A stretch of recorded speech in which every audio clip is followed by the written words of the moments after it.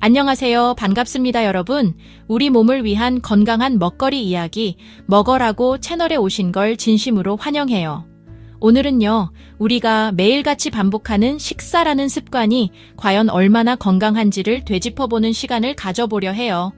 특히 한국인이라면 거의 대부분이 별 생각 없이 따라하고 있는, 그런데 사실은 병을 부르는 식습관에 대해서 이야기해보려고 해요.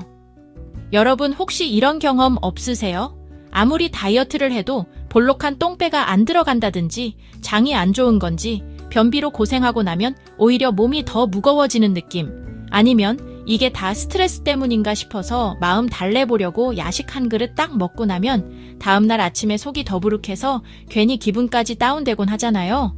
근데 이런 일이 반복되면 단순히 오늘 소화가 안 되네 하고 넘길 문제가 아니라 진짜로 건강이 망가질 수 있는 신호일 수도 있거든요.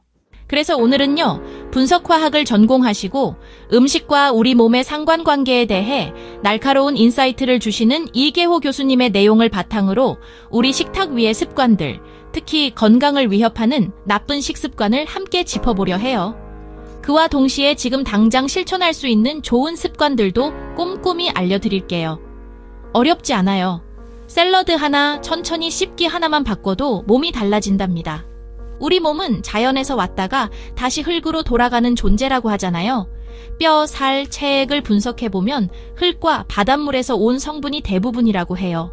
그래서 이 땅 위의 식물들을 통해 우리는 자연의 영양분을 전달받는 거예요. 하지만 그 자연의 질서를 깨는 식습관은 우리 몸을 망가뜨릴 수밖에 없겠죠. 오늘 영상 끝까지 함께 보시고요. 내 몸에 꼭 필요한 식습관 변화, 지금부터 함께 시작해봐요. 우리 먼저 하나 짚고 넘어가야 할 게 있어요. 요즘 다이어트 때문에 밥 줄이거나 고기만 먹는 분들 많으시죠? 혹은 아예 굶는 분들도 계시고요. 그런데 문제는 이런 극단적인 식습관이 우리 건강을 되려 위협할 수 있다는 거예요. 예를 들어 현미가 몸에 좋다고 하잖아요. 그런데 현미를 잘 씹지 않고 급하게 먹으면 오히려 독이 될 수 있어요. 왜냐면 현미는 소화가 잘 안 되기 때문인데요. 잘 씹어서 침과 섞여야만 위에서 부담 없이 소화가 돼요. 이 말은 아무리 좋은 음식이라도 어떻게 먹느냐가 더 중요하다는 거죠. 그래서 건강한 식습관의 첫 번째는 천천히 잘 씹기예요. 천천히 씹는 사람은 포만감을 빨리 느끼게 되고 자연스럽게 과식을 줄이게 돼요. 이건 다이어트를 하시는 분들에게도 정말 중요한 팁인데요. 우리가 보통 위가 음식을 느끼고 뇌에 포만감을 전달하는 데는 시간이 걸리기 때문에 빨리 먹으면 그 포만감을 느끼기도 전에 한참을 더 먹어버리게 되는 거예요. 그럼 이 습관을 어떻게 고칠 수 있을까요? 간단해요. 식사 전에 샐러드를 먼저 드세요. 샐러드를 먼저 먹으면 자연스럽게 식사 속도가 느려지고 입에 머무는 시간이 길어지기 때문에 침도 많이 분비되고 소화에 도움이 돼요. 또 채소를 먼저 먹으면 혈당의 급격한 상승도 막아주고 포만감이 빨리 와서 밥을 많이 안 먹게 되거든요. 그러면 우리 뱃속에 부담이 줄어들고 장도 편안해지는 거죠. 그런데 여기서 주의하셔야 할 게 있어요. 변비가 있으니까 채소를 더 많이 먹어야지 하고 무턱대고 채소만 드시는 분들 계시죠? 근데 이게 오히려 변비를 더 악화시킬 수 있다는 사실 알고 계셨어요? 채소에는 불용성 식이섬유가 많아요.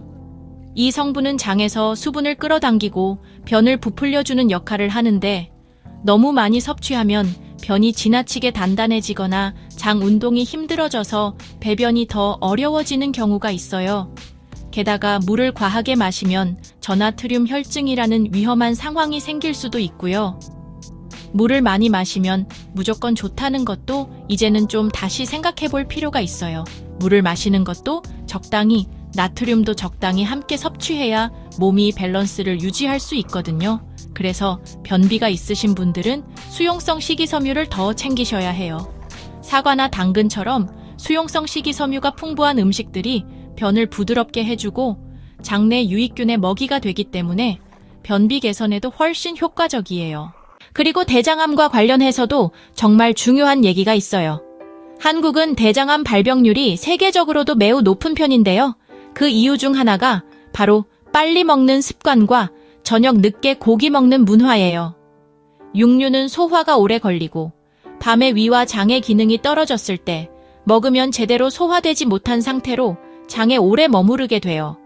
그렇게 되면 부패가 일어나고 장내 유해균이 활발해지면서 암 발생률까지 높아지는 거죠. 고기를 먹는 건 괜찮아요. 하지만 언제 먹느냐가 정말 중요하다는 거 꼭 기억해 주세요. 또 요즘은 단식이나 저탄고지 다이어트를 많이들 하시는데요. 이계호 교수님은 이런 다이어트의 장기적인 문제점을 경고하세요. 단기적으로는 체중이 줄 수 있지만 장기적으로는 근육이 빠지고 기초대사량이 떨어지면서 오히려 살이 더 찌기 쉬운 체질이 될 수 있거든요. 특히 단식 후 폭식을 반복하면 오히려 지방이 더 잘 축적되고 위장에도 부담을 주게 돼요. 다이어트는 절대 단기간에 끝내는 전투가 아니라 긴 호흡의 습관 싸움이라는 걸 꼭 기억해 주세요. 단백질도 무조건 보충제보다는 전통 발효식품에서 섭취하는 게 좋아요. 청국장이나 된장 같은 발효식품은 단백질도 풍부하고 장내 유익균을 늘려주는 유산균도 가득하거든요. 우리 몸은 유익균과 유해균의 균형 속에서 건강을 유지하는데 요즘같이 장 건강이 중요해지는 시대에 발효 음식은 정말 필수예요. 또 하나, 우리가 간과하기 쉬운 걷기에 대해 말해볼게요. 걷기는 혈액순환, 림프순환, 자연적인 해독작용까지 도와주는 아주 강력한 운동이에요. 너무 대단한 운동 아니어도 괜찮아요. 매일 30분씩, 식후 10분만 걸어도 장 운동이 활발해지고 배변도 좋아진답니다. 장 건강에 있어서 운동은 절대 빼놓을 수 없는 요소예요. 그렇다면 지금부터 우리가 할 수 있는 건 뭘까요? 첫째, 식사 전 샐러드를 먼저 먹는 습관. 둘째, 현미나 채소 같은 음식을 오래오래 꼭꼭 씹는 습관. 셋째, 수용성 식이섬유를 챙기되 물은 무조건 많이가 아니라 적절하게 마시는 습관. 넷째, 고기나 기름진 음식은 저녁 늦게가 아니라 점심이나 이른 저녁으로 옮기는 습관. 다섯째, 발효식품을 일상적으로 섭취하는 습관. 여섯째, 하루에 30분은 꼭 걷기. 이 작은 습관들이 모여서 내 몸을 조금씩 바꾸고 건강을 회복하게 해줄 거예요. 여러분, 음식은 단순히 배를 채우는 것이 아니라 내 몸을 만드는 것이에요. 어떤 음식을 먹는지, 어떤 방식으로 먹는지, 언제 먹는지에 따라 몸의 반응은 완전히 달라지거든요. 우리 모두 건강을 위한 식습관 한 가지씩 실천해보는 거 어떠세요? 지금 이 영상을 보고 계신 바로 이 순간이 건강을 위한 첫걸음이 될 수 있어요. 절대 어렵지 않아요. 작게 시작하면 돼요. 오늘은 샐러드부터 먹어볼까? 혹은 밥 한 숟갈을 20번 씹어볼까? 이런 식으로요. 그리고 혹시라도 나는 맨날 실패하더라 하시는 분들 계시다면 절대 자책하지 마세요. 습관은 천천히 그리고 꾸준히 바꿔야 몸이 반응해줘요. 우리 채널이 그 여정을 함께 할게요.